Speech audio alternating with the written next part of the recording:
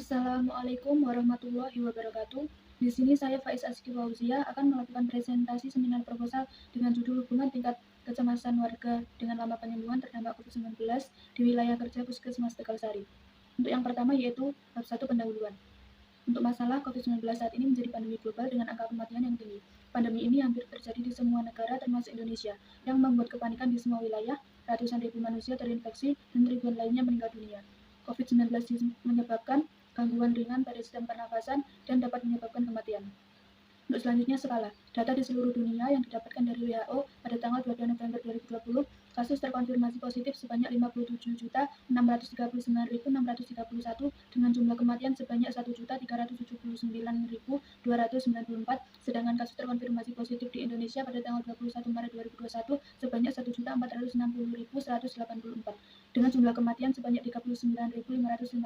Jawa Timur berdasarkan laporan dari Satgas COVID-19 2021 pada tanggal 23 Maret 2021 menyatakan bahwa data kasus terkonfirmasi COVID-19 di Provinsi Jawa Timur sudah mencapai 137.197, positif sebanyak 2.500, dan jumlah kasus sembuh sebanyak 125.459, serta kasus meninggal sebanyak 9.723. Sedangkan berdasarkan situs informasi dan pantauan COVID-19 Kabupaten Banyuwangi menunjukkan data dari update data 23 Maret 2021 bahwa di Kabupaten Banyuwangi kasus terkonfirmasi positif sebanyak 5.639, dirawat 95, meninggal 543, kemudian sembuh sebanyak 5.001 orang. Desa Tegalsari, kasus terkonfirmasi COVID-19 671, sembuh 660, dengan jumlah kematian sebanyak 11 orang. Proses perjalanan COVID-19 kronologisnya dimulai setelah terjadinya transmisi yang diawali dari masuknya virus ke saluran pernafasan atas dan kemudian bereplikasi di sel epiter pernafasan atas. Setelah itu menyebar ke saluran pernafasan bawah. Gejala pada fase ini umumnya ringan. Untuk serangan kedua terjadi 4 hingga 7 hari dengan gejala awal demam, kemudian terjadi inflamasi mulai meningkat dan mulai terjadi hiperkoagulasi. Jika tidak segera teratasi, akan dapat terjadi badai sitokin yang mengakibatkan ARDS atau Acute Respiratory Distress Syndrome, sepsis, dan komplikasi lainnya. Salah satu penyebab dari terjangkitnya COVID-19 ini adalah penurunnya sistem imunitas tubuh yang disebabkan oleh kecemasan akibat stres yang berlebih, terutama cemas yang mengakibatkan dengan kesehatan individu selama masa pandemi ini. Asmundson dan Taylor 2020 menyebutkan gejala kecemasan ini sebagai coronafobia.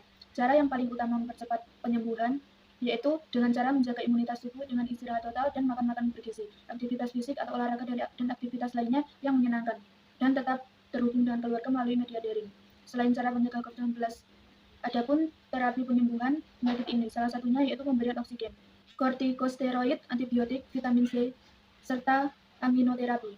Tindakan keperawatan yang dapat dilakukan untuk terapi penyembuhan yaitu dengan cara teknik relaksasi sehingga dapat memproduksi hormon endorfin, yaitu hormon kesenangan. Untuk bab 2 yaitu tinjauan pustaka COVID-19. Pengertian COVID-19. Coronavirus disease COVID-19 adalah kumpulan virus yang bisa menginfeksi sistem pernafasan. Pada banyak kasus virus ini banyak menyebabkan infeksi pernafasan ringan seperti flu, namun virus ini juga bisa menyebabkan infeksi pernafasan berat seperti infeksi paru-paru atau pneumonia. Tanda dan gejala COVID-19. Gejala umum yaitu demam, suhu tubuh di atas 30 derajat Celcius, batuk kering, dan sesak nafas. Gejala lain yaitu diare, sakit kepala, konjungtivitis, hilangnya kemampuan mengecap rasa atau penciuman bau, dan ruam di kulit. Gejala-gejala COVID-19 ini umumnya muncul dalam waktu 2 hari sampai 2 minggu setelah penderita terpapar virus corona. Penularan COVID-19, virus ini ditularkan melalui percikan air liur dari saluran nafas orang yang terinfeksi, yang keluar melalui batuk dan bersin. Kontak langsung dengan orang yang terinfeksi virus corona, menyentuh permukaan yang terkontaminasi virus ini, lalu menyentuh wajahnya, misalnya mata, hidung, mulut, jinjak, atau feses, atau jarang terjadi. Diagnosa COVID-19, untuk menentukan apakah pasien terinfeksi virus corona, dokter akan menanyakan gejala yang dialami pasien dan apakah pasien baru saja bepergian atau tinggal di daerah yang memiliki kasus infeksi COVID-19 sebelum gejala muncul. Untuk tata laksana COVID-19, yaitu saat ini belum tersedia rekomendasi tata laksana khusus pada pasien COVID-19, termasuk antivirus atau vaksin. Cara pencegahan COVID-19. Yang pertama, menjaga jarak minimal 1 meter dari orang lain. Yang kedua, jangan dulu keluar rumah kecuali ada bepergian mendesak. Yang ketiga, menggunakan masker saat beraktivitas di tempat umum atau keramaian. Yang keempat, rutin mencuci tangan dengan air yang mengalir dan sabun atau hand sanitizer yang mengandung alkohol minimal 70%, terutama setelah beraktivitas di luar rumah. Komplikasi COVID-19. Komplikasi utama pada pasien COVID-19 adalah Acute Respiratory Distress Syndrome atau ARDS, tetapi tidak terbatas pada ARDS, melainkan juga komplikasi lain seperti gangguan ginjal akut, disenkardia, disfungsi hati, dan pneumotorak. Komplikasi lain telah dilaporkan adalah shock sepsis, koagulasi intravaskular diseminata atau KID, rhabdomyolysis, hingga pneumomediastinum. Pada kasus yang parah, infeksi virus corona bisa menyebabkan kematian. Lama penyembuhan COVID-19. Masa inkubasi COVID-19 adalah 1-14 hari pada umumnya terjadi di hari ketiga sampai hari ke-7. Demam, kelelahan, dan batuk kering merupakan tanda-tanda umum infeksi corona disertai dengan gejala seperti hidung tersumbat, pilek, dan diare pada beberapa pasien karena beberapa pasien yang parah tidak mengalami kesulitan bernafas yang jelas dan datang dengan hipoksemia. Sehingga ada perubahan dalam panduan ini menjadi dalam kasus yang parah, dyspnea atau hipoksemia biasa terjadi setelah 1 minggu setelah onset penyakit. Dan yang lebih buruk dapat cepat berkembang menjadi sindrom gangguan pernafasan akut, shock sepsis, asidosis metabolik yang sulit ditangani, dan perdarahan dan disfungsi koagulasi, dan lain-lain. Edisi ini menekankan bahwa pasien dengan kondisi sakit ringan hanya mengalami demam ringan, kelelahan ringan, dan sebagainya. Konsep dasar kecemasan. Definisi kecemasan. Kecemasan atau ansietas adalah suatu perasaan takut akan terjadi sesuatu yang disebabkan oleh antisipasi bahaya dan merupakan sinyal yang membantu individu untuk bersiap mengambil tindakan menghadapi ancaman. Tingkat kecemasan. Yang pertama, kecemasan ringan. Yang kedua, kecemasan sedang. Yang ketiga, kecemasan berat. Dan yang keempat, kecemasan panik. Kerangka teori. Faktor penyebab penularan COVID-19 yaitu percikan air liur. Yang kedua, kontak langsung dengan orang yang terinfeksi virus corona. Selanjutnya, menyentuh permukaan yang terkontaminasi virus, tinja atau feses, tapi jarang terjadi. Penularan COVID-19 pada warga. Selanjutnya yaitu tingkat kecemasan, tidak cemas, cemas ringan, cemas sedang, cemas berat. Faktor penyebab kecemasan saat ini pandemi, faktor psikologis, isolasi sosial. Yang selanjutnya, dampak tingkat kecemasan dengan lama penyembuhan COVID-19. Yang pertama, psikologis terganggu, 2 rasa putus asa, 3 mengalami ketidakpercayaan diri, 4 rasa takut berlebih. Kerangka konsep variabel yang saya teliti yaitu tingkat kecemasan. Yang pertama, tidak cemas, kedua cemas ringan, ketiga cemas sedang, keempat cemas berat. Selanjutnya yang kedua yaitu variabel lama penyembuhan COVID-19. Untuk hipotesa terdapat hubungan antara tingkat kecemasan dengan lama penyembuhan warga yang terdampak COVID-19 di wilayah kerja Puskesmas Tegalsari. 3. Yaitu metode penelitian. Yang pertama, desain penelitian.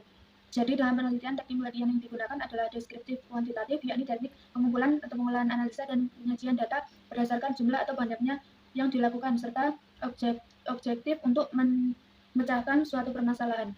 Yang kedua yaitu populasi. Populasi dalam penelitian ini adalah warga yang terdampak COVID-19 dan berada dalam cakupan wilayah kerja Puskesmas Tegalsari. Sampel pada penelitian ini ditemukan sebanyak 20 orang yang dilakukan pada bulan Mei 2021. Lokasi dan waktu penelitian. Lokasi penelitian yaitu penelitian telah dilaksanakan di wilayah kerja Puskesmas Tegalsari.